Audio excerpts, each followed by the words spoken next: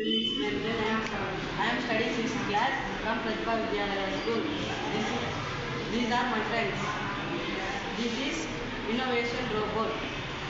Name of this robot is Vinayaka Robot. We made this robot with living components and non-living components. Living components are drive board, CPU, DC motor, LEDs. Now my friend will explain. Living components are current passing components.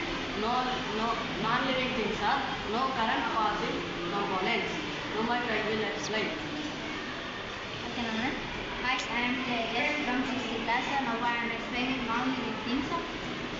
5-4 frame, 4-4 frame, base frame, half-moon frame, egg frame, cashew nut frame, supports, some nuts and bolts, and etc.